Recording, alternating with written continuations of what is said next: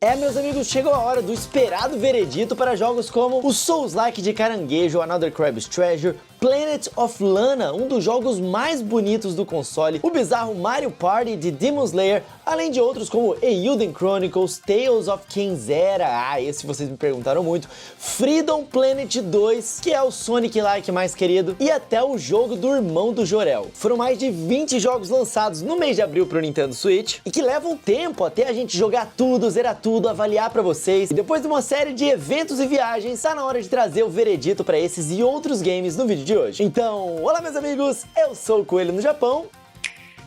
E para você ficar sabendo dos principais lançamentos de todos os meses do Nintendo Switch, basta se inscrever aqui no canal e ativar o sininho de notificações. Assim o YouTube te avisa quando um novo vídeo útil e informativo sair. E se você deixar o like, você também me mostra que aprova esse tipo de conteúdo e ainda me ajuda a levar o vídeo para mais uma pessoa através do algoritmo do YouTube. Lembrando que sempre que quiser saber da avaliação de qualquer jogo para Nintendo Switch, é só pesquisar pelo nome do jogo e Coelho no Japão. E se não encontrar fácil, é só ver qual foi a data de lançamento, colocar ali o nome do mês e tier list. E aí vocês vão encontrar a nossa avaliação aqui, beleza? Convites feitos, bora que tem muito jogo divertido pra eu falar pra vocês hoje. Vem comigo! Antes da gente começar, uma dica: se você quer comprar um Nintendo Switch ou um jogo, ou um desses jogos aqui, você pode simplesmente me perguntar onde é que ele tá mais barato. O grupo de WhatsApp está aqui na descrição, onde eu dou dicas, ajudo todo mundo que tá precisando e indico jogos em promoção para você nunca precisar pagar caro. Quer comprar, mas não sabe aonde? É só perguntar pra gente, ou então checar o site nintendobarato.com.br, que é o site da minha equipe, que tem um bot inteligente que busca os menores preços do Brasil para o Nintendo Switch e tem indicações também dos micro SD cards, os jogos corretos e mais adequados e onde eles estão mais baratos de comprar também. Toda a curadoria feita manualmente e a gente coloca essas informações todas ali, ó, no grupo de Telegram, no grupo de WhatsApp e também no Instagram, galera. É só entrar aqui no canal de transmissão. Aqui tem todas as informações. Tanto no Nintendo Barato quanto nos grupos, é só você mandar uma DM, cara. Diz o que você precisa, a gente manda o linkzinho de volta pra você poder comprar, sabendo que você vai estar comprando o mais barato, recebendo a melhor indicação e em locais 100% de confiança. Links do Nintendo Barato e dos grupos de promoção estão aqui na descrição. Começando aqui com os principais lançamentos, esses são os jogos mais conhecidos e que muitos de vocês estavam ansiosos pro veredito deles. E para começar, a bomba, no bom sentido, lançado pela Microsoft, Grounded.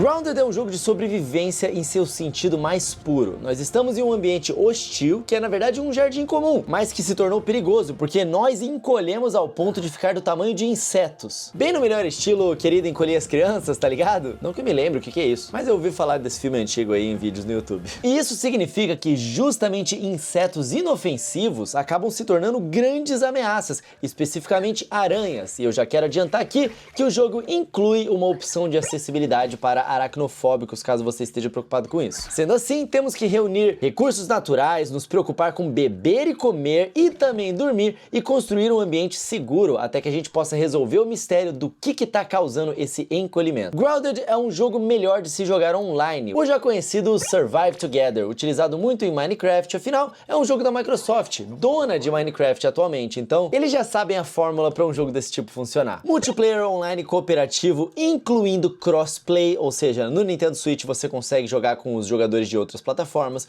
um modo criativo que pode ser upado e baixado, um preço mais baixo do que um jogo full price. No caso, Grounded custa R$ 199, mesmo sendo um grande jogo, onde geralmente temos o preço de R$ 299.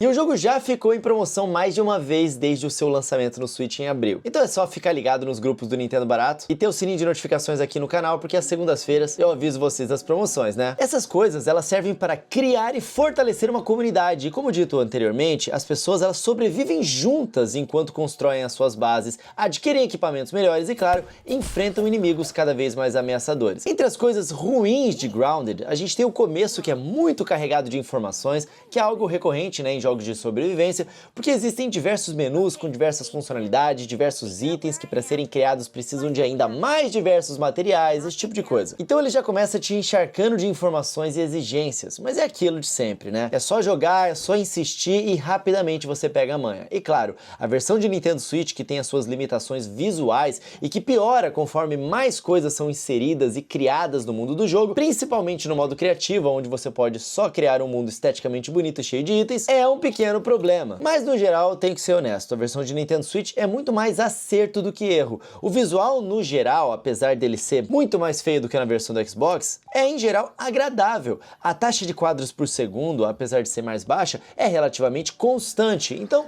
no geral, o jogo ele flui muito bem. E mesmo capando a resolução conforme se lota o modo criativo, só do modo criativo estar lá em um jogo pesado como esse mostra que de fato a Microsoft mandou bem em se esforçar para esse port. Agora, quem que deve gostar de Grounded no Nintendo Switch? Definitivamente os fãs de jogos de sobrevivência ou a galera que curte jogos grandes, os famosos AAA, rodando em modo portátil no seu Switch, certamente vão gostar de Grounded. E quem que não vai gostar? Definitivamente quem prefere uma aventura mais simples, com poucas mecânicas e linearidade.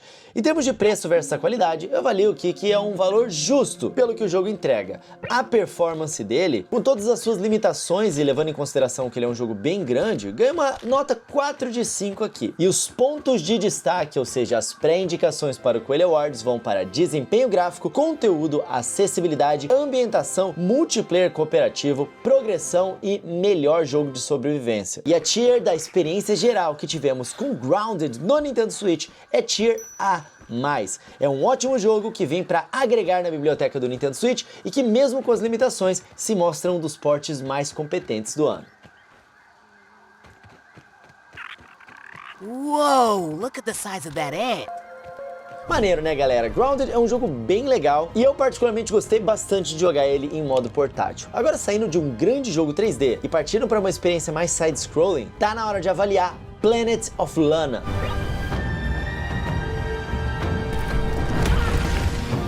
Vamos imaginar que o Estúdio Ghibli fez uma adaptação em animação do filme Guerra dos Mundos, aquele War of the Worlds, sabe? E aí, a Playdead, que é o estúdio de Limbo e Inside, fizeram um jogo dessa animação. Conseguiu imaginar isso na sua mente? Isso é basicamente Planet of Lana. Você vive em uma comunidade humilde em meio à floresta e de repente rola uma invasão alienígena e o seu amigo é sequestrado e aí você parte para ajudá-lo. Em dado momento, um bichinho, e sério, é muito Estúdio Ghibli esse bichinho, cara, fofíssimo, aparece para poder te ajudar e agora o jogador controla dois personagens diferentes para resolver os puzzles e passar por todos os desafios de plataforma para avançar na sobrevivência e busca por ajuda. Essa é a sinopse. Agora falando de forma mais opinativa, Planet of Lana tem um pró grande e um contra bem grande. O pró é o seguinte, é obviamente a sua arte visual. Tanto o estilo que eles encontraram, quanto o trabalho nos cenários, a fotografia desses cenários, o design, a direção de arte geral do jogo é impecável. Mas não apenas a parte visual, a trilha sonora também é muito boa, sendo orquestrada pela The Hungarian Studios Orchestra, garantindo bons temas, tanto instrumentais quanto vocais, mas também músicas de clima de tensão, sabe? Muito maneiro, galera. Agora falando sobre o contra do jogo, a má notícia é que o jogo em termos de gameplay não acompanha a qualidade da arte. Ele é um puzzle platform adventure, tal como Limbo, Little Nightmares e muitos outros, e nisso ele não consegue impressionar. Tudo que você joga parece que é um puzzle que você já resolveu em outro jogo. Eu sei que pra gente que joga muitos games aqui no canal, isso talvez possa ficar mais evidente, e pra outras pessoas que de repente gostam de jogar games, mas não jogam esse volume que a gente joga aqui, talvez isso nem seja um problema de fato. É bom o gameplay do jogo, é bom o level design do jogo, mas o ponto é que você começa a jogar fascinado pela arte, e quando você joga, é ok, é só bom, não é fascinante. Rola um desequilíbrio, sabe? Uma quebra de expectativa, eu diria. Se você não é do tipo que já jogou vários desses jogos, como eu falei, talvez você não tenha essa sensação. Mas a outra notícia que pode ser ruim, e que também pode ser boa, então presta atenção, e na real é previsível por também ser algo comum nesse tipo de jogo, é que ele também é curto. Umas 5 horinhas e você consegue zerar. Mesmo nessas poucas horas, ainda dá pra sentir falta de mais cenários e mais ideias. Agora, é um jogo fraco? Então, não. Ele é um jogo muito bom. Primeiro porque de fato a arte realmente carrega a experiência, né? Mas a gameplay é boa também. Ele só é básico, o que não é um problema para todo mundo. Então quem que deve gostar de Planet of Lana? Definitivamente admiradores de artes lindas e gameplay simples de jogar, mas trabalhosos no pensar. E quem que não vai gostar? Quem já tá saturado desse padrão, o standard desse tipo de jogo. Eu acho que vai achar bonitinho, mas enfim, uma experiência rasa. Em termos de preço versus a qualidade, a gente avalia que é um preço justo, porque ele é um jogo bom e um preço de lançamento, fora que a Thunderful costuma fazer boas promoções. Em termos de performance, ganha nota 4 de 5 aqui também. Sendo muito específico para vocês, existem momentos que se contam nos dedos onde a gente tem quedas de frame, mas é algo que não incomoda, só tira ele do 5 de 5 mesmo. E os pontos de destaque, ou seja, as pré-indicações para o Coelho Awards, vão para imersão em trilha sonora e sound design, performance musical, character design, fotografia, cenário, arte e direção de arte e melhor jogo puzzle. E a tier da experiência geral que tivemos com Planet of Lana é tier A+.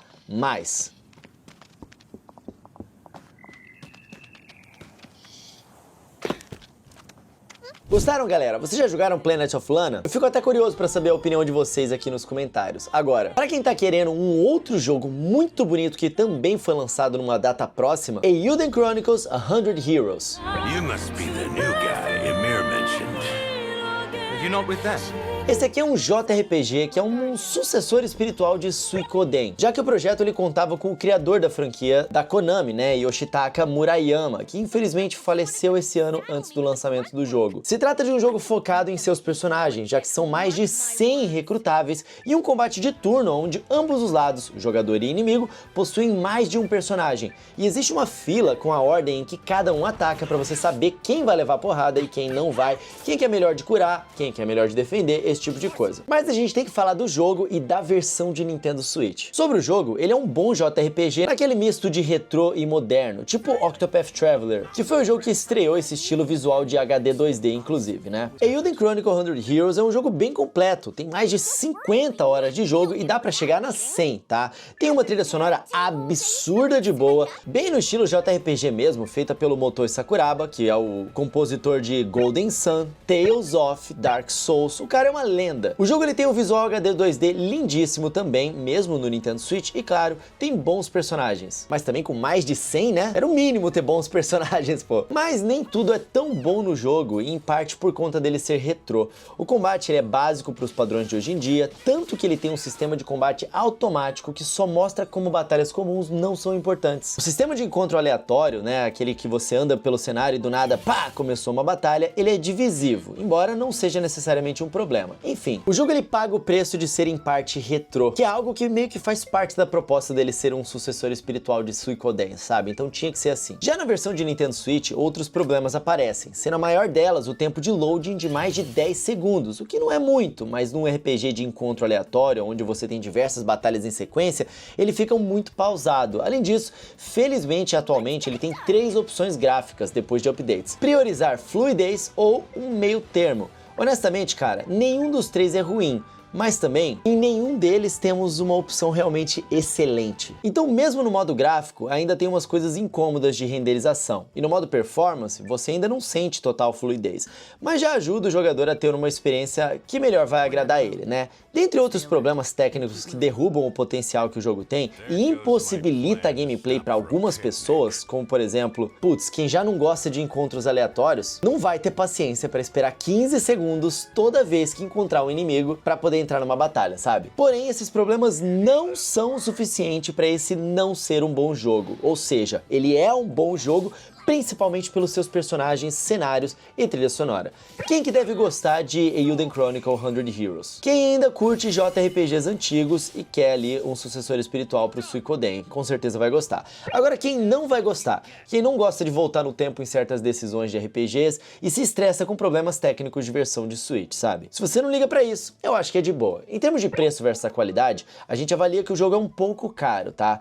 A performance dele vai ganhar nota 3 de 5 e os pontos de destaque, ou seja, as pré-indicações no Coelho Awards, vão para um novo universo, performance musical, música vocal, trilha sonora, character design, cenários, estilo de arte, conjunto de personagens jogáveis e melhor RPG. E a tier da experiência geral que tivemos com Eiyuden Chronicle 100 Heroes é tier A. Essa aqui é uma franquia que tem futuro, mas seria bom desapegar um pouco do passado e olhar mais pro futuro de fato. Galera, eu vou falar, cara, Eiyuden Chronicles é um jogo maneiro, cara. Tem um outro vídeo dele aqui no canal que vocês podem dar uma olhadinha também, tem gameplay lá, mais avançada se vocês quiserem ver. Mas ele é um jogo bom, só é um pouco irritante esses problemas técnicos e em especial a espera.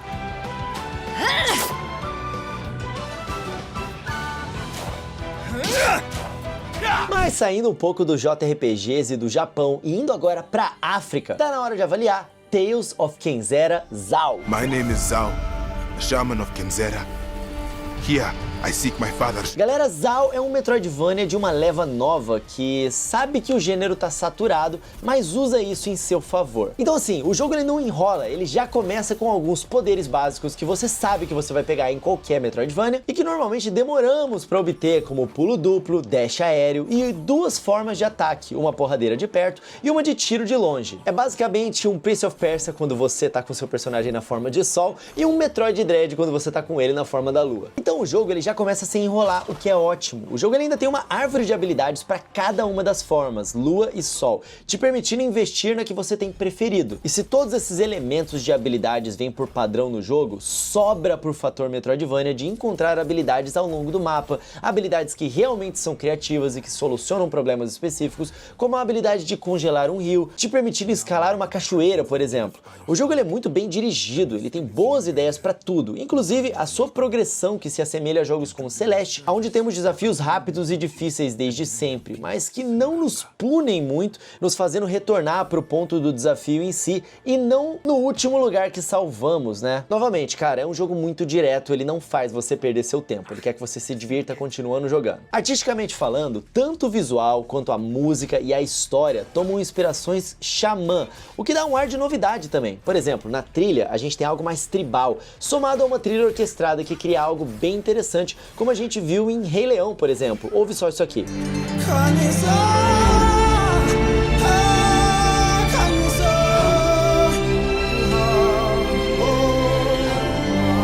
Maneiro, né? Agora, tecnicamente falando, cara, na versão de Nintendo Switch, ele roda bem, tanto em visuais quanto em performance, embora não tão bem quanto um Prince of Persia, por exemplo, até porque ele roda a 30 frames por segundo e mesmo assim o visual do Prince of Persia é bem melhor. Isso porque é um jogo indie, né? Não é um jogo AAA da Ubisoft. Mas isso não significa que ele deixa de ser um exemplo de boa versão do Nintendo Switch. Ele apenas tem suas limitações e defeitos, até por ser um projeto semi-indie e por se tratar de um EA Originals, aquele selo do It Takes Two, onde a EA banca um projeto menor de um estúdio avulso, no caso a Surgent Studio, e esse é o primeiro jogo deles, sabe? O verdadeiro problema desse jogo, na verdade, é a sua duração. É um jogo de menos de 10 horas e por ser curto, ele explora muito pouco do seu promissor novo universo e criativas mecânicas. São poucos locais, poucos inimigos, poucos personagens. Sendo um jogo da EA que lança promoção com frequência, o problema não é nem o preço, já que o jogo ele tem 1/3 de um full price, e ainda por cima entre promoção,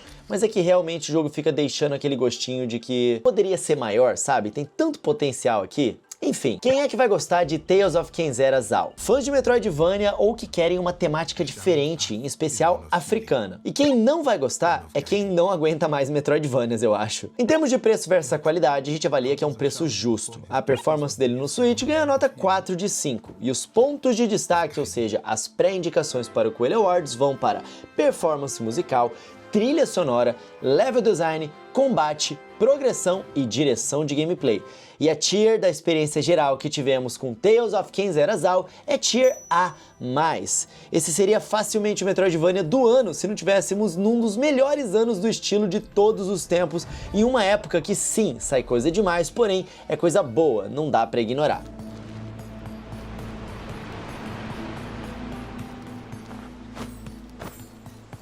Agora, galera, saindo do Metroidvania e indo para um outro estilo de game que ganhou um outro grande representante, são os Souls-likes. Tá na hora de avaliar o Souls-like de caranguejo, Another Crab's Treasure.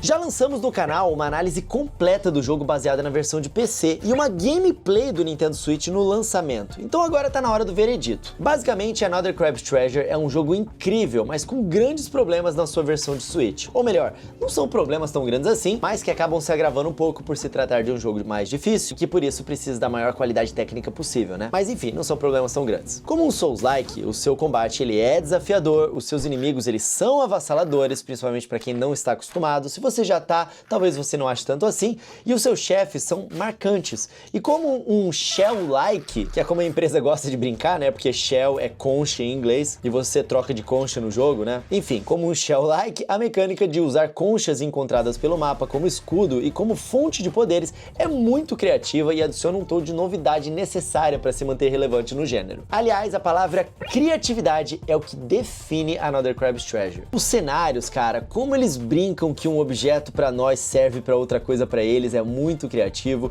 Os poderes de cada uma das conchas, a mistura de Souls com um jogo de plataforma, é tudo muito Nintendo. Inclusive a parte dele ser o melhor jogo de porta de entrada para esse estilo, já que ele é sim um jogo difícil comparando com um indie comum, mas como Souls ele é bem fácil, né? Inclusive tendo diversas opções para facilitar a experiência, incluindo uma escrachada opção de utilizar uma pistola para dar hit kill em qualquer inimigo. Até mesmo no Final Boss, tá? Tem essa opção no jogo. Esse aqui é basicamente como se a Nintendo estivesse fazendo um Souls-like. E sem dúvidas, outra coisa muito criativa é o universo do jogo, os personagens, o enredo, e isso é coisa que não é todo Souls-like que traz, ou pelo menos não de modo tão relevante. E aqui, cara, você realmente compra esse universo. Até mesmo uma boa mensagem o jogo traz. Mas sim, a versão de Nintendo Switch é ruim, a resolução é muito baixa e a performance melhorou, mas ainda precisa de mais, mesmo mirando nos 30 frames por segundo. Então assim, os updates têm feito diferença no jogo, mas ainda tem algumas coisinhas que eles precisam corrigir. Cara, esse é um jogo recomendação máxima nas outras plataformas, mas no Switch ele é um jogo excelente, mas que você precisa dar uma olhada em como tá a versão de Switch antes de investir o seu dinheiro. E é por isso que a gente tem as nossas séries aqui de gameplays analíticas no canal, tá? É só vocês buscarem aí por esse jogo que vocês vão ver a gameplay tudo direitinho. Beleza, Coelho, mas quais são os motivos pra gostar de Another Crab's Treasure? Ele é um jogo criativo, ele é um bom Souls-like para experientes e uma ótima porta de entrada pro gênero para quem não é experiente.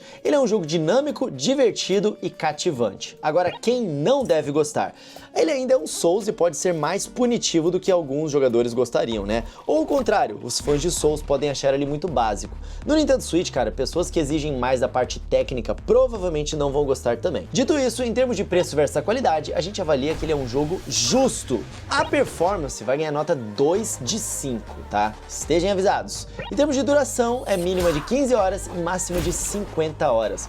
Em termos de dificuldade, a gente avalia que ele é um jogo difícil. Então agora, bora pros pontos de destaque de Another Crab's Treasure, que lembrando, no final do ano temos aqui o nosso Coelho Awards, e essas aqui são as pré-indicações, não significa que ele vai ser de fato indicado até o final, beleza? Vamos lá que tem um monte de coisas. As pré-indicações vão para melhor localização em português, versatilidade, criatividade e inovação, novo universo, música vocal, trilha sonora, character design, cenário, fotografia, direção de arte, conjunto de inimigos e chefes, atuação, mensagem, exatamente, o jogo tem uma mensagem, mecânica de gameplay, combate, direção de gameplay, melhor jogo de ação e melhor jogo indie. E a nota técnica da equipe Coelho no Japão para Another Crab's Treasure é nota 7,5. Essa é a nota técnica. E agora a gente entra na tier do jogo, né? Porque temos a nota técnica e a tier, que é a tier da nossa experiência geral com o game. O caso de Another Crab's Treasure é parecido com Pokémon Scarlet e Violet. Ele é um jogo muito bom, com muitos problemas técnicos. Na nota técnica, onde a gente tenta avaliar somente prós e contras, a nota é 7,5. Mas na tier list, que é mais pessoal e reflete a nossa experiência com os jogos e quanto nós o recomendamos, fica difícil não deixar ele numa tier de elite. Ele não merece o tier S+, do Nintendo Switch, mas até olhando pro tanto de indicação que ele teve pro Coelho Awards, fica claro que, assim como o Pokémon, não dá pra deixar esse aqui fora da elite do ano. A gente amou a experiência de Another Crab's Treasure, ele é mais do que a soma dos seus modos de jogo, acessibilidade e tudo mais, e a tier da experiência geral que tivemos com o game é tier S.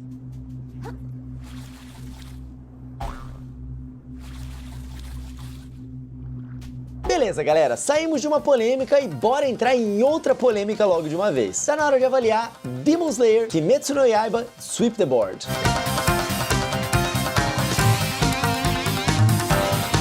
Esse jogo pode até parecer somente uma cópia de Mario Party de Demon Slayer, e parece porque de fato é mesmo, mas calma, ele até que traz sim coisas novas para se justificar. As principais diferenças para Mario Party é que, primeiramente, ele tem um sistema de moedas premium, e o vencedor é quem tem mais dessas moedas, então não é quem compra mais estrela, ou seja, você não precisa de, entre aspas, sorte, ou de azar, né, de alguém comprar uma estrela antes de você. Você vai coletando essas moedas premium, quem tiver mais delas no final ganha. É claro, o fator sorte ainda é bem presente no jogo, né? Ele é um jogo de tabuleiro, mas não tanto quanto Mario Party. E isso é no geral, porque outra diferença é que ele tem batalhas de chefe contra os Onis do anime, né? E nessas batalhas o jogador mais habilidoso ganha mais pontos, embora isso não garante que ele vá ganhar o jogo. Por exemplo, o personagem X chega na Casa da Estrela, entre aspas, né? E aí todo mundo batalha contra o chefe, e quem fizer a maior pontuação ganha mais moedas premium, ou seja, nem sempre quem chegar no destino final vai ganhar. De resto, cara, basicamente é um Mario Party adaptado mesmo. Jogadores num tabuleiro jogam dados, caem em casas com efeitos diferentes, minigames valendo moedas, sejam elas normais ou premium, e no final um vencedor. E ele tem bastante coisa parecida com outros Mario Parties também. Por exemplo, cada personagem tem um tipo de dado especial que tem números diferentes de um dado normal e que só pode ser utilizado algumas vezes. Ou seja, aqui tem limite de uso, assim como é no Super Mario Party de Nintendo Switch, por exemplo. Outra coisa é que o tabuleiro ele tem um sistema de dia e noite,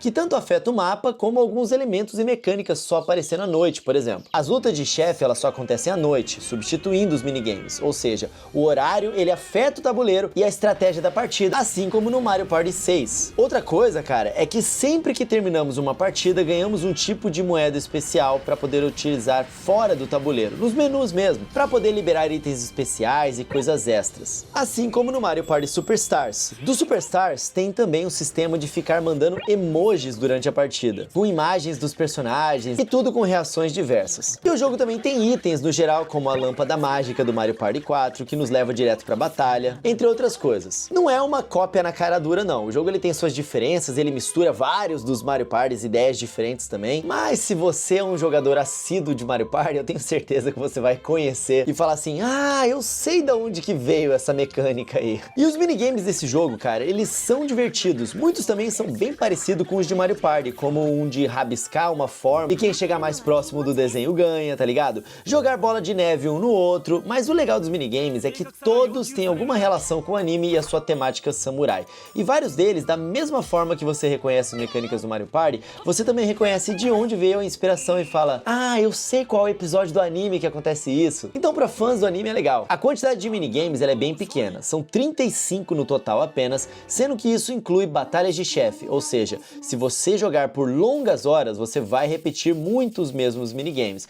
Não que isso chegue a incomodar, porque eles são divertidos, mas é um ponto importante para deixar aqui no vídeo, já que em Mario Party, assim, normalmente são uns 100 minigames. Mas provavelmente o maior problema desse jogo é que ele se vende como uma alternativa a Mario Party, só que ele custa o mesmo dele, R$300. E para um jogo que está, assim, abaixo em termos de qualidade, é muito alto o valor, cara. Mas ele é um bom jogo. Além disso, ele não tem português do Brasil. E aí a gente vai usar aquela frase de até a Nintendo traduz os seus jogos e você não, pô, qual é? Parece que o mundo dá voltas, né? Já que tanto o Mario Party Superstars quanto o próximo Mario Party Jamboree, eles têm português do Brasil e até dublagem. Mas se você é fã de Demon Slayer e de Mario Party, cara, esse jogo é pra você. Ele vai te agradar, seja pelo jogo ou pela temática e referências do anime. Agora, se você é fã apenas de Mario Party ou apenas fã de Demon Slayer, vale dar uma repensada se você pega esse jogo mesmo ou não, porque o valor dele é bem alto e ele tem problemas, tá? Vale a pena ficar de olho em alguma promoção, o que aí sim ele deve levar vantagem em relação a alguns jogos da Nintendo, né? Por fim, testamos uma partida online e ela rodou bem, mas aconteceu uma desconexão no final e aí um bot assumiu o controle do jogador que caiu, então cuidado pra quem for jogar online, tá?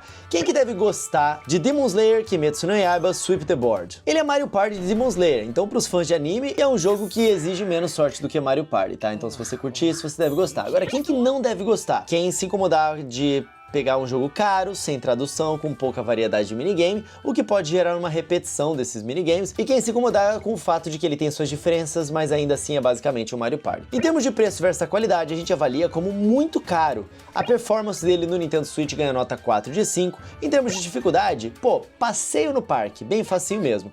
E os pontos de destaque, ou seja, as pré-indicações para o Coelho Awards vão para melhor adaptação para jogo, criatividade, multiplayer versus e jogo party.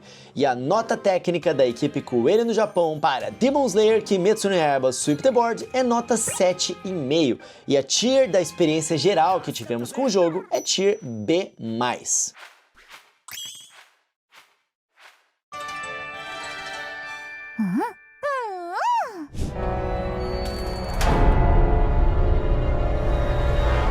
Agora, amigos, bora entrar aqui na nossa parte 2, as grandes surpresas que a gente teve com os games que jogamos com o lançamento em abril do Nintendo Switch. Fora dos jogos mais hypados e conhecidos, tivemos grandes surpresas também que eu quero apresentar pra vocês. Começando, cara, por um dos melhores jogos de plataforma do Nintendo Switch, cara. E olha que eu tô falando do Switch, que já tem uma coleção absurda de jogos excelentes de plataforma. Tá na hora de avaliar pra vocês Freedom Planet 2.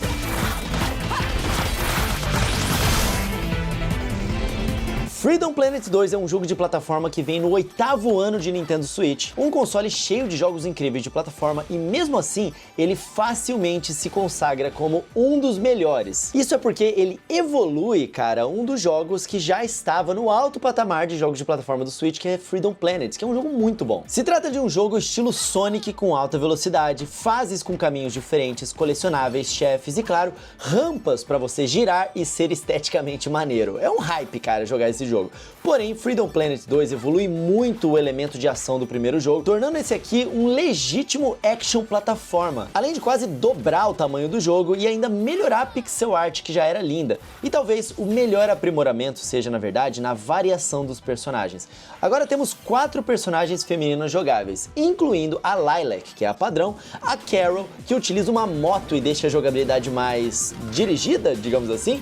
Temos a Mila, que atira quadrados deixando um jogo quase um Mega Man, e a nova personagem, Mira, que utiliza um cajado de gelo, e essa personagem, meus amigos, é recomendável, tá? Porque ela abusa da ótima física do jogo e, sendo 100% nova, tem os ataques mais diversos do quarteto. Mas mesmo o trio do primeiro jogo ganhou ataques novos e estão melhores do que nunca. Uma outra coisa que eu gosto muito de Freedom Planet, que eu já gostava muito do primeiro e que continua excelente nesse segundo, melhoraram ainda mais, é que o jogo ele de fato tem uma história, cara, e é uma história que é legal, e você se afeiçoa àqueles personagens. Então, tipo, entre cada uma das fases, não é só ir direto pras fases, tem uma ceninha toda dublada, porque sim, todos os personagens são dublados e eles são muito bem dublados, a trilha sonora do jogo segue sendo muito incrível, os diálogos são legais, cara, jogaço, cara, jogaço. Sente só a trilha desse game, que é Sex Vibes Intensifies. Ouve isso.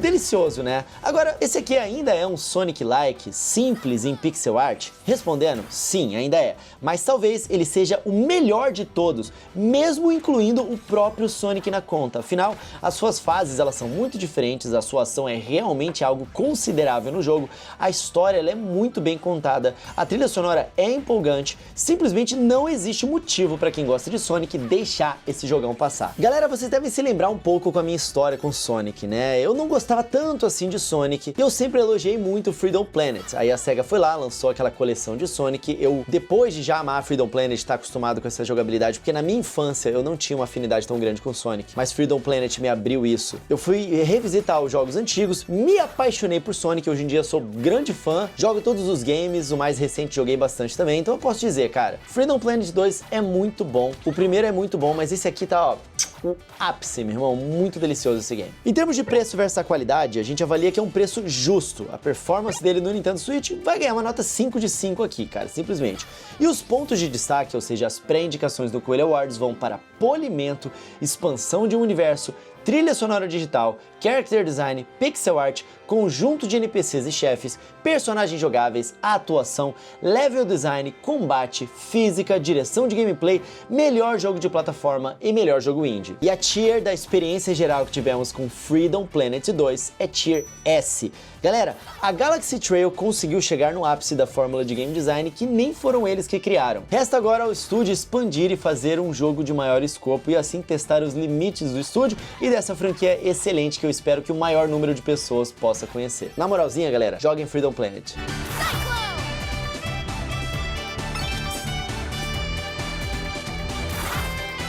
Beleza, muito hype, muito meu Deus, não sei o quê. Vamos se acalmar um pouquinho com outro jogo que também surpreendeu a gente, mas é um jogo mais calmo. Tá na hora de avaliar Moonglow Bay.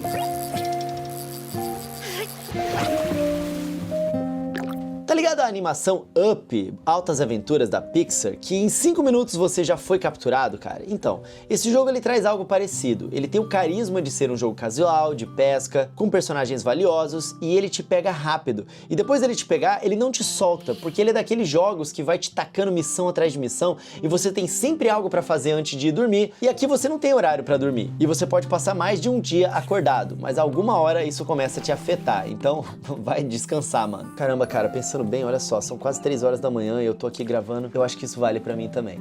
Enfim, voltando aqui. Como eu mencionei, cara, ele é um jogo de pesca, mas é também um life simulator. Um Animal Crossing mais Dread, tá ligado? Só que com um visual mais de Lego e de Minecraft. E aí você para pra pensar que a fusão de jogos viciantes só pode dar em jogo viciante, né? Temos uma cidade que era um ponto de pesca grande, mas que abandonou a tradição, e aí nós vamos reconquistar a confiança e melhorar como pescador, começando com uma varetinha, e aí, cara, aos poucos conseguimos um barco e as coisas vão pegando a gente, vão escalando. Também temos um museu pra expor os nossos peixes capturados, igualzinho Animal Crossing mesmo, e o jogo ele tem um sistema de cozinhar para que as pescas ganhem mais valor de venda, e esse processo de cozinhar é um minigame até interessante para dar uma variada. Tudo isso acontecendo numa cidade legal, com bons NPCs, bons vizinhos, porém, foi um jogo que saiu com muitos problemas, tá? Vários já foram arrumados por updates hoje em dia, tá? Ainda bem que inclusive eu estou lançando essa análise um pouco mais pra frente, mas ainda tem algumas coisas que mostram que, ele não é um jogo muito bem polido. E esse que é o problema desse jogo, ele não é muito bem polido. E isso afetou muitas análises dele por aí, porque não é o game design dele que é o problema, é o polimento mesmo, sabe? Quem sabe faltou orçamento pro estúdio, não sei. Mas pelo menos atualmente eu posso dizer que ele é um jogo muito menor. Então bora pras avaliações. Em termos de preço versus qualidade, a gente avalia que é um jogo um pouco caro.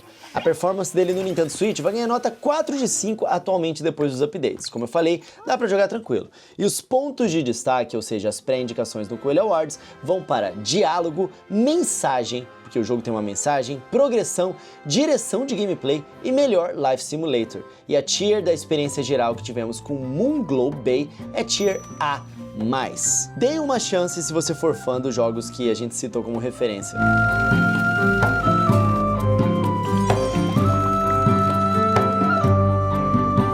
E agora, galera, vindo simplesmente do nada, temos um novo e surpreendente roguelike. Tá na hora de avaliar pra vocês Let's Revolution.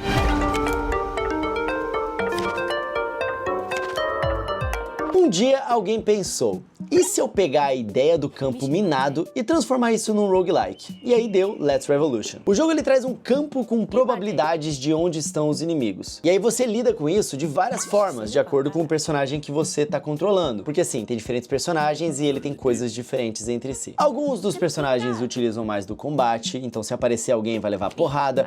Outros personagens evitam o combate, outros calculam melhor a probabilidade para não topar com inimigos e outros até escondem o inimigo bem no pique, opa, deixa quieto, ninguém viu. E é até engraçado. E aí a gente vai passando de sala em sala na nossa missão, que é capturar o rei, cara. O jogo até que é versátil também. No modo fácil deu pra vencer na segunda tentativa. No modo normal já deu mais trabalho. Os personagens eles também influenciam. Tem alguns que você curte o estilo de gameplay e aí você vai longe, e com outros, bom, você vê que é um desastre. Aí realmente você vai ter que se adaptar baseado no que você prefere. Ele é um jogo bem arcade simples, mas é caprichadinho, sabe? Ele tem uma boa arte e uma boa proposta, não é um jogo super empolgante, mas é um jogo bom, e ele é competente e diferente, então recomendo para os fãs de roguelike que gostam de explorar o game design rogue em formatos diferentes. Em termos de preço versus a qualidade, a gente avalia que é um preço justo, tá? A performance dele, como eu falei, é bem feitinho, então ganha nota 5 de 5 aqui. E os pontos de destaque, ou seja, as pré-indicações do Coelho Awards, vão para criatividade e inovação, arte, conjunto de personagens jogáveis e melhor roguelike. E a tier da experiência geral que tivemos com Let's Revolution é tier A.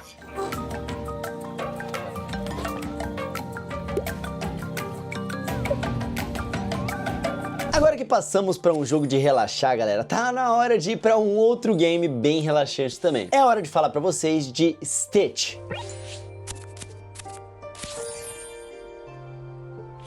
Stitch ele é o Picross 2 basicamente, porque a ideia é a mesma, você precisa desenhar um objeto resolvendo puzzles de lógica matemática, onde resolvendo um você já tem a dica do próximo. Só que ele aplica isso num jogo de costura, então você é levado para um desenho incompleto, dividido em quadrados com indicações numéricas de quantos estão conectados, entre aspas, quantos quadrados serão costurados em uma costurada só, desse tipo de coisa. É ao mesmo tempo parecido e diferente na proposta do puzzle, só que a proposta dos jogos é muito diferente, então é importante saber saber exatamente qual é a desse game antes de comprar, porque não necessariamente quem gosta de Picross vai gostar de Stitch. Stitch é um cozy game, galera. É um termo criado para jogos que a proposta é ser mais relaxante mesmo. E é nisso que temos o divisor de público desse game. Ele é sempre muito tranquilo. Existem puzzles de nível difícil, mas eles não são realmente difíceis. Não é nada muito desafiador, sabe? Principalmente para quem é jogador desse tipo de jogo.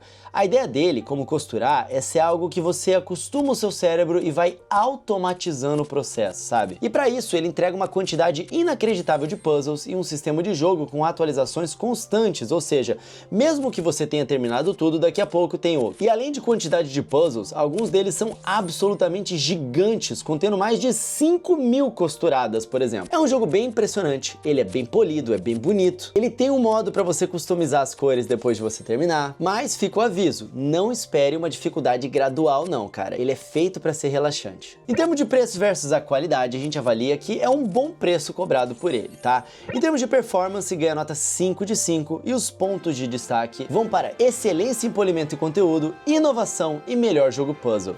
E a tier da experiência geral que tivemos com Stitch é tier A. Esse aqui é um jogo simples que cumpre o seu papel muito bem, sem trazer grandes picos de emoção.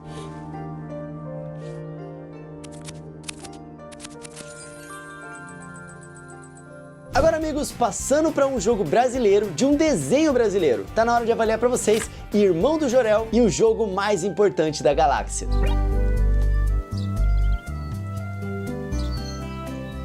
Esse é o jogo que poderia ser um episódio do desenho. A gente vai passando pelos cômodos da casa e basicamente em cada um deles temos diversos objetos relacionados àquele cômodo e um membro da família com algum problema. Porém, a solução desse problema nunca está no mesmo cômodo. Então é necessário explorar tudo, conversar com todos e começar a imaginar quais itens resolvem quais problemas.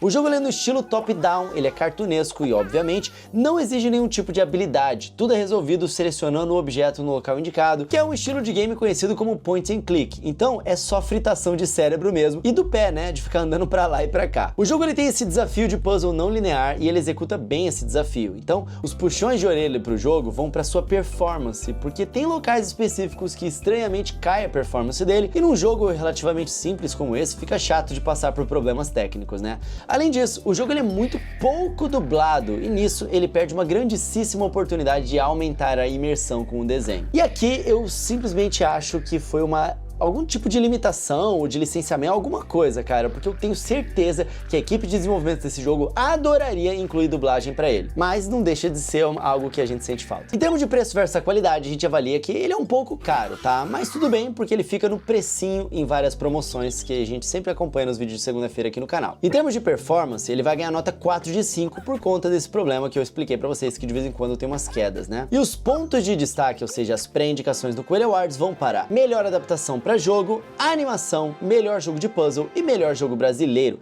E a tier da experiência geral que tivemos com o Irmão do Jorel e o jogo mais importante da galáxia é tier B.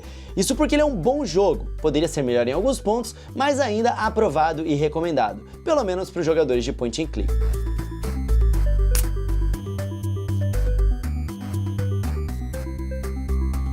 E agora falando em público específico, galera, eu quero falar com os fãs de Punch-Out e com os fãs de novela mexicana. Sim, especificamente os dois públicos. Tá na hora de avaliar Rose and Carmelia Collection.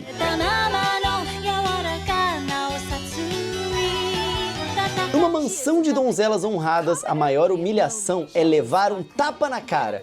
Então desvie dos ataques das inimigas e seja a melhor tapeadora nesse estilo de jogo que não se leva nem um pouco a sério e foi buscar em ninguém menos que Punch-Out da Nintendo o seu sistema de gameplay de jogo de luta de desviar e atacar. Basicamente, cara, esse jogo é isso, ele é um Punch-Out que tira sarro. O Collection traz 4 jogos que, na verdade, dão meio jogo. Isso porque são todos bem curtinhos, é como se cada jogo fosse um modo arcade de um jogo de luta, cara. Cada um deles tem um protagonista diferente, com uma história mais inacreditável do que a outra e inimigas ainda mais inacreditáveis. Em algum momento você vai dar uma risada inevitavelmente com o que o jogo apronta, cara. Além disso, existe uma campanha extra em colaboração com o jogo La Mulana e a chefe final dessa expansão é bem complicada de vencer, viu? Você pode jogar com um sensor de movimento se você quiser na televisão ou no touch se você quiser em modo portátil, que é mais recomendado para o seu braço não ficar doendo, né? Além disso, existe um modo versus versus local, pra você chamar aquele parente muito maneiro de dar um tapa na cara dele, né? Brincadeira, sejam gentis aí com seus parentes. Nem todos. Em termos de preço versus qualidade, eu avalio como um jogo caro, tá? A performance dele vai ganhar nota 5 de 5 e os pontos de destaque, ou seja, as pré-indicações pro Coelho Awards, vão para melhor coletânea, criatividade, character design, multiplayer versus e jogo de luta. E a tier da experiência geral que tivemos com Rose and Camellia Collection é tier B+. Apesar de parecer meio meme, cara, o jogo ele é mais legal do que parece. Só é recomendável mesmo esperar uma promoção, porque você vai terminar a collection toda em umas 3 horinhas aproximadamente.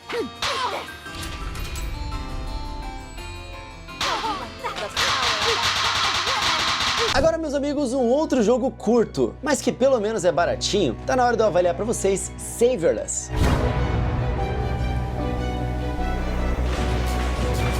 Com um preço muito atrativo de apenas R$23 e uma arte bem chamativa, Savorless arrisca uma coisa aqui e outra ali para não ser só mais um puzzle de plataforma no mercado, sabe? O jogo ele traz 2 personagens diferentes que controlamos em momentos diferentes, sendo um deles uma versão humana frágil e no outro um monstro que destrói tudo facilmente. Então, apesar de na maior parte do tempo ser sim um jogo de puzzle plataforma comum, pelo menos depois de um tempo ele vira um jogo de ação. E isso é mais para criar dinâmica mesmo, ele não tenta ser um super jogo de ação.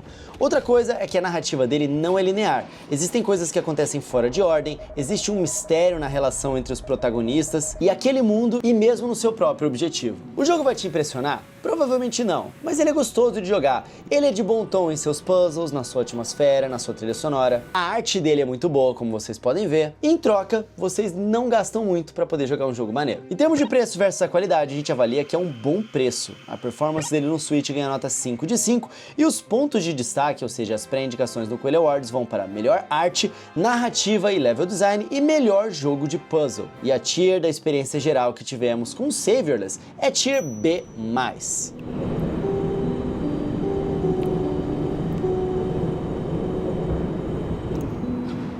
Agora, meus amigos, bora entrar nos outros games que também valem a pena conhecer, nem que seja pra vocês passarem longe desses games, tá? Deixa eu contar um pouco pra vocês sobre Arc Runner. Arc Runner é um jogo de tiro em terceira pessoa, roguelite, com alguns ataques corpo a corpo também e pensado pra ser cooperativo online. Temos 3 classes aqui, um ninja furtivo e um soldado mais padrão com escudo e porradeiro, além de um hacker desbloqueado depois que você zera.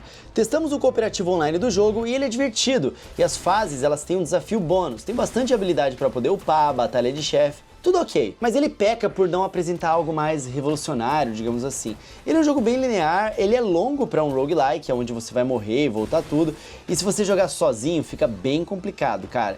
E o jogo ele não se ajuda a ser popular porque ele é meio caro, e ele não se provou um jogo muito popular, né? Então por isso eu recomendo se você tiver alguém para jogar junto. Se não tiver, você vai tentar jogar online com alguém e não vai conseguir. Você vai tentar sozinho e não vai conseguir, e aí vai ser frustrante. Mas de modo geral é um bom jogo, tá? Principalmente se você for jogar com alguém. Em termos de preço versus a qualidade, a gente avalia que o preço dele é um pouco caro. A performance dele ganha nota 4 de 5, porque acontece de cair conexão, mas pelo menos você consegue voltar de onde parou. E as pré-indicações vão para melhor shooter, melhor cooperativo e melhor roguelike. E a tier da experiência geral que tivemos com Arc Runner é tier B+.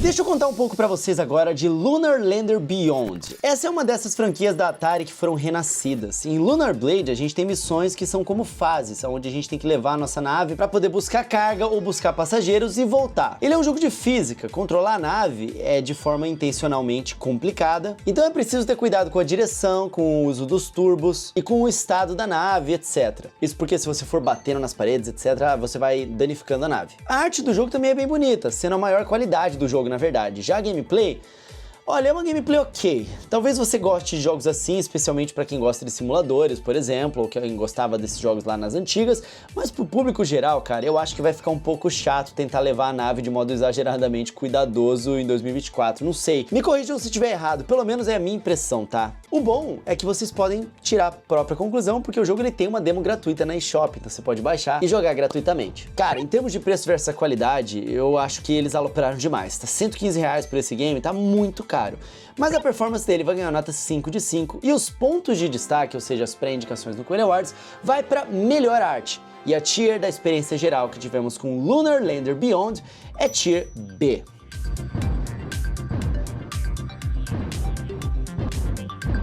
Ready Steady Ship é um game que entra na onda de cooperativos caóticos multiplayer, tipo Overcooked, sabe? E essa onda ainda não acabou. Vindo um pouco tarde nessa onda, Ready Steady Ship traz uma fábrica de encomendas onde as peças das esteiras estão faltando e as encomendas estão todas jogadas, além de, obviamente, vários dos cenários terem todo tipo de obstáculo. O jogo ele funciona bem sozinho, né, para poder jogar de um jogador, e eu acho que isso tem sido um grande feedback que as desenvolvedoras desse tipo de jogo estão recebendo, porque tem sido uma tendência dessa leva tardia de jogos desse estilo não necessariamente dependerem do multiplayer, sabe? É melhor acompanhado, mas funciona bem solo. Agora, um problema é que ele não tem um modo online, e aí o jogo perde valor, porque a maioria dos jogos mais recentes desse estilo tem modo online, né? No geral, é um bom jogo, se você curte Overcooked, se você curte Moving Out, provavelmente você vai gostar desse aqui também, mas é pra multiplayer de sofá, tá? E esse é um jogo que estudou bastante esse estilo e replicou muito bem da sua própria forma. Em termos de preço versus qualidade, a gente avalia que é um pouco caro,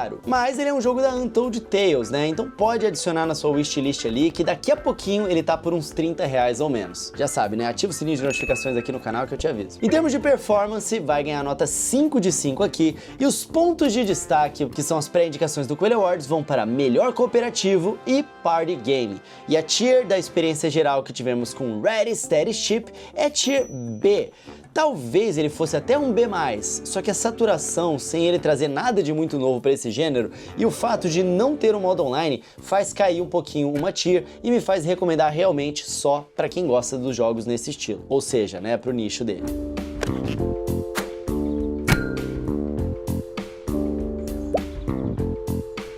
Saga Emerald Beyond. Esse aqui é um JRPG da Square Enix que, infelizmente, não tem o selo de qualidade da Square Enix. Pois é, galera, infelizmente eu tenho que dizer isso pra você. Assim, o jogo ele tem um combate muito legal, ele é outro daqueles sistemas de fila de personagens, onde dependendo do ataque escolhido, o personagem ele vai mais pra frente ou mais pra trás na fila, e ele aproveita isso para poder criar um sistema de combo. Então quanto mais personagens estiverem enfileirados em sequência, mais forte vai ser a sua jogada.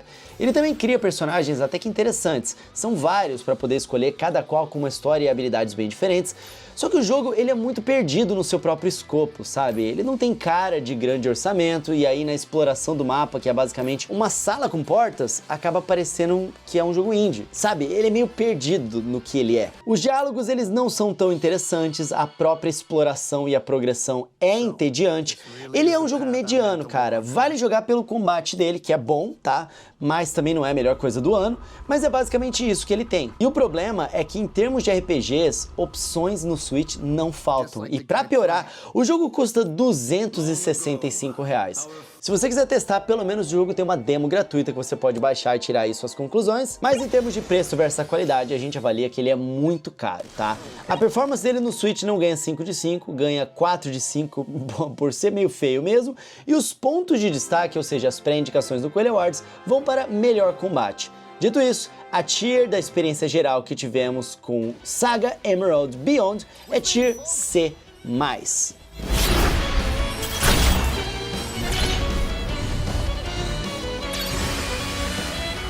Girl Genius Adventures in Castle Heterodyne, cara, é um outro game que a gente jogou pra trazer a avaliação pra vocês aqui, mas não ficou muito satisfeito. E olha que a premissa é interessante, porque ele é um jogo de ação e aventura que bebe bastante da fonte de The Legend of Zelda e outros jogos conhecidos nesse gênero. Essa Girl Genius, cara, é uma garota que cria umas bugigangas e tem um pouco de combate também, mas uma das mecânicas é controlar um robozinho pra poder acessar áreas pequenas.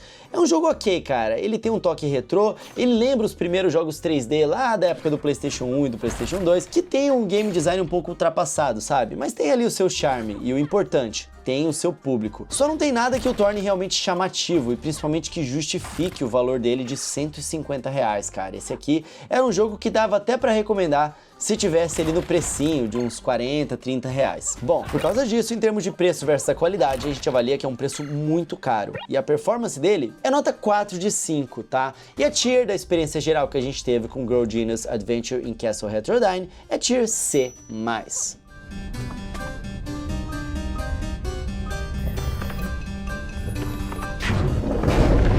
El Shaddai Ascension of the Metatron HD Remaster, cara, é um hack and slash da época do PS360, sabe? PlayStation 3 e Xbox. E ele recebe uma versão agora em HD e vem pra somar na biblioteca de hack and slash do Switch, que tem bons jogos. O jogo ele consiste em utilizar armas que funcionam de modo muito diferente uma das outras, o que é ótimo. E pra trocar entre essas armas, a gente tem que roubá-las dos inimigos. Então, quando uma horda aparece, você planeja quem atacar pra poder pegar aquela arma e pra poder atacar quem é o fraco contra aquela arma. E aí sobra o outro, que é quem tem a arma que você quer terminar e ganhar aquela pra si e levar pro resto da fase, sabe? É tipo isso. Então é gostoso e recompensante fazer estratégias nesse game. O jogo ele utiliza a temática de Enoch e a história dos anjos caídos. E o melhor disso são os seus cenários que se passam em planos espirituais e somado à sua arte cel shading, criam locais bem psicodélicos e interessantes. Em termos de preço versus a qualidade, nesse aqui a gente avalia que é um preço justo, tá? A performance dele ganha nota 5 de 5 no Switch e os pontos de destaque, ou seja, as pré-indicações no Coelho Awards, vão para melhor remaster. E a tier da experiência geral que tivemos com El Shaddai Ascension of the Metatron Remaster é tier B+.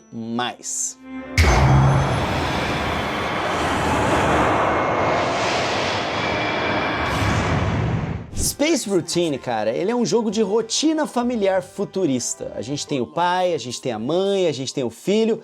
Não temos o Espírito Santo, calma. E eles têm ali o seu trabalho, escola, dentre outras atividades do dia a dia. Space Routine é um jogo que tempera isso com uma física para supostamente deixar as coisas mais divertidas, só que não funciona muito e deixa o jogo mais chato de controlar, na verdade. Além disso, os gráficos eles não funcionam tão bem, o cenário tem vezes que parece desconexo e a pior coisa é que é um jogo de Life Simulator, então tem dezenas de coisas para poder aprender sem nenhum tipo de introdução. O jogo ele só começa e te dá boa sorte, daí para entender alguma coisa, existe nos menus uma aba de tutorial, com tudo de uma vez sem você entender o que é, e é isso aí, cara. Eu acho que quem insistir pode achar algo aqui, cara, mas a chance de ficar completamente confuso, entediado e desistir no meio do caminho é muito grande. Em termos de preço versus a qualidade, cara, a gente avalia que até é um preço justo. O jogo custa R$22,50 ali. E a performance dele vai ganhar nota 4 de 5, mas a tier da experiência geral que tivemos com o game é tier C.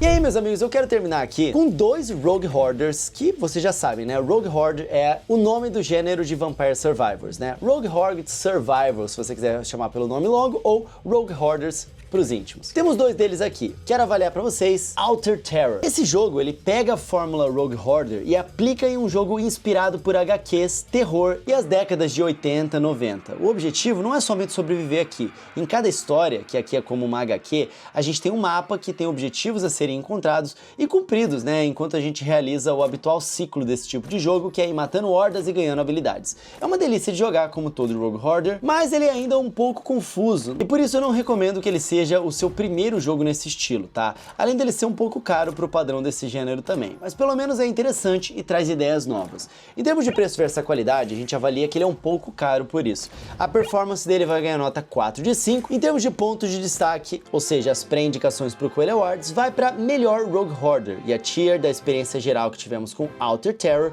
é tier B de bola.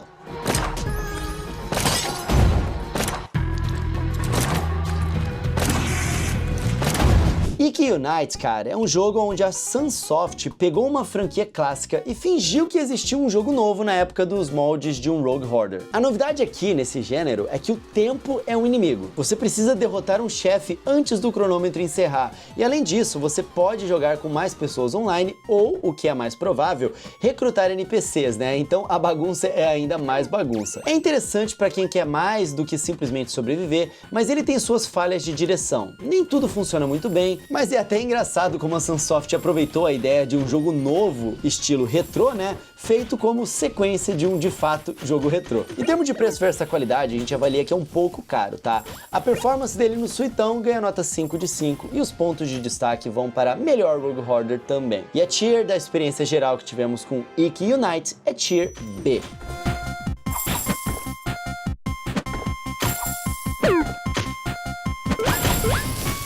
Ufa, meus amigos, foram muitos jogos e tá na hora da gente recapitular aqui como que ficou toda essa lista. Lembrando, não vou embora no final do vídeo, porque no finalzinho, cara, temos o nosso highlight com os outros games que não tivemos oportunidade de jogar. E terminando o highlight, cara, eu vou te encaminhar aqui para episódios anteriores, vão aparecer aqui naquelas telinhas do lado para você ter um próximo vídeo para você poder assistir. Então fiquem até o final, beleza? Bora para nossa recapitulação. Na nossa Tier S+, que são jogos elite do console, no mês de abril não tivemos nada tão grande e tão bom assim sendo lançado pro Nintendo Switch, tá? Mas não é problema também, porque é bem raro a gente dar uma nota Elite S+ para um game. Agora na Tier S, Elite do ano, tivemos Freedom Planet 2 e Another Krab's Treasure. Na Tier A+, de jogos ótimos, tivemos Grounded, Tales of Kenzera Zal, Planet of Lana e Moonglow Bay. Na Tier A, de jogos muito bons, tivemos Eiyuden Chronicle, Demon Slayer Sweep the Board, Stitch e Let's Revolution. Na Tier B+, de jogos bons, tivemos Rose and Camellia Collection, Saviorless e Arc Runner. Na Tier B, de jogos ok, tivemos Alter Terror, Ikki Unite, Irmão do Jorel, Lunar Lander Beyond, Ready Steady Ship e El Shaddai Remaster. Na Tier C+, dos jogos medianos, tivemos Saga Emerald Beyond e Girl Genius. E na Tier C, de jogos fraquinhos, tivemos Space Routine.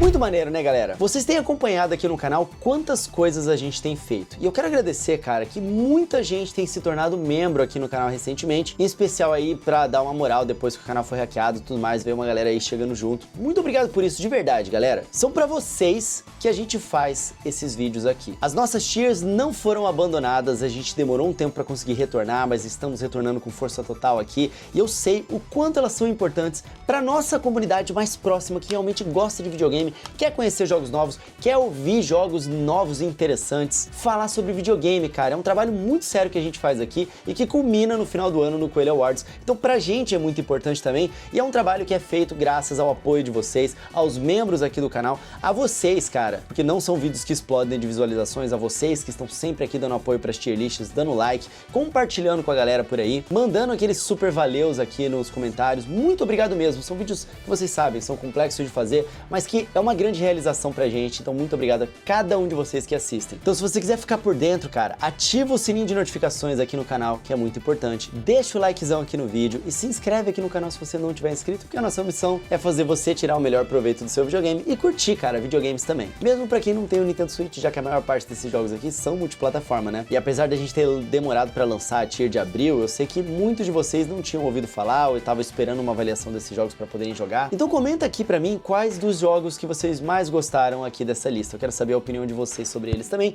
ou se você já jogou algum deles, qual que é a opinião sua sobre eles, tá bom? Dito isso, meus amigos, eu peço que sejam sempre gentis com as pessoas, porque isso é o mais importante que a gente tem. Deixa o likezão no vídeo, me segue nas redes sociais, @RodrigoCoelhoC, lá no Twitter, no TikTok e no Instagram, e estejam nos grupos do Nintendo Barato. Já batemos mais de 40 mil pessoas lá nos grupos, galera. Muito obrigado pelo apoio, fico feliz de estar ajudando vocês. E quanto mais gente, mais a gente consegue descontos exclusivos e negociar isso com a galera. Então, muito obrigado por estarem por lá nos grupos. Lembrando que no final aqui do nosso Highlight Reel que vai ter agora vão aparecer as outras tier lists para vocês poderem acompanhar também dos meses anteriores. Fiquem até o final. E agora sim, meus amigos, eu vou ficando por aqui. Fiquem aí com o nosso Highlight Reel dos outros games que lançaram também no mês de abril, mas que a gente não pôde jogar. Nos vemos no próximo vídeo. Um tapa na pata do coelho para dar sorte e até a próxima, amigos. Valeu!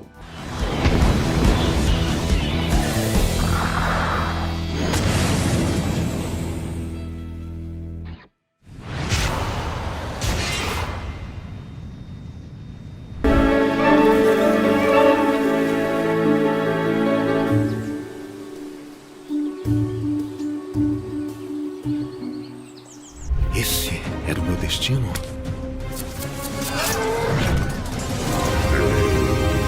Sou imortal!